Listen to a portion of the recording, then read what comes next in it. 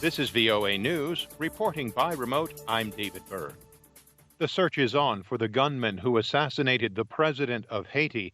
AP's Ed Donahue reports. Jovenel Moise was shot and killed in his home. Ambassador Boshid Edmond says it's the work of mercenaries. This horrible act was carried out by well-trained professional killers, commandos. They were speaking Spanish. Moise had no political experience before becoming president, campaigning under the nickname Banana Man. He was a banana producer. Interim Prime Minister Claude Joseph is now in charge in Haiti. He told the AP he delivered a message to the people. I asked them to keep calm, that everything is under control. And I also declare a state of emergency. Haiti grew more unstable under Moise's watch. Critics accused him of growing increasingly authoritarian. I'm Ed Donahue. Authorities in Surfside, Florida have conceded that it is no longer a search and rescue mission in the rubble of a collapsed condominium.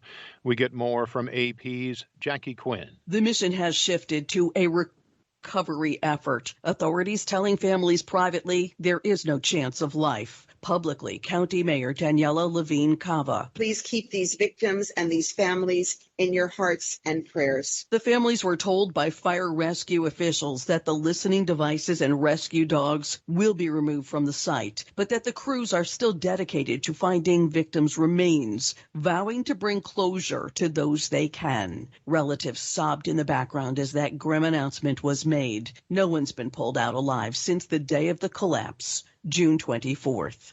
I'm Jackie Quinn. An up day on Wall Street with all three major indices closing in positive territory. Visit voanews.com for more. This is VOA News.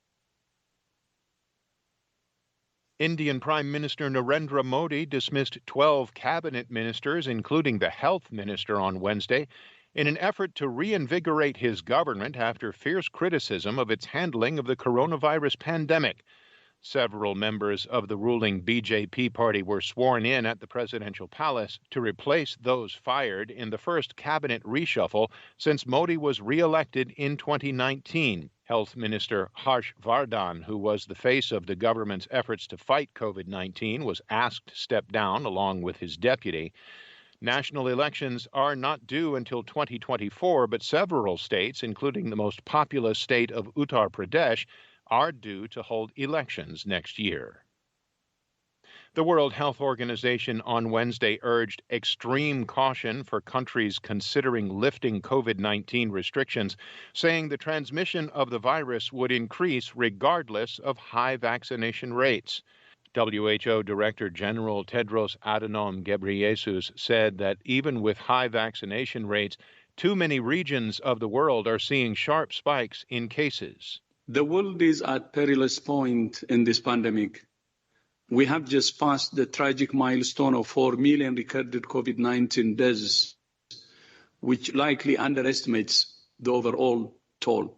The WHO's chief of emergency response, Dr. Michael Ryan, said it has been good to see a drop-off in hospitalizations and deaths, but the WHO continues to see in Europe and all its regions an increase in cases in the past week. Authorities in Afghanistan said Wednesday pro-government forces had pushed back Taliban insurgents from parts of a northwestern city and regained control of official buildings after hours of fierce fighting. Taliban fighters have made rapid territorial advances across Afghanistan since May 1st, when the United States and NATO allies formally began withdrawing their last remaining troops from the country. A former Liberty University executive has filed a lawsuit alleging racial discrimination. AP's Walter Ratliff reports. The federal lawsuit filed Friday by Kelvin Edwards says he faced discrimination based on race under federal and Virginia law, as well as breach of contract. He is seeking more than $8 million in damages and other compensation. In a statement, Liberty categorically denied the allegations. Edwards' hiring was announced last August, at a time when the Christian University was facing tough questions about its commitment to diversity and inclusion. I'm Walter Ratliff.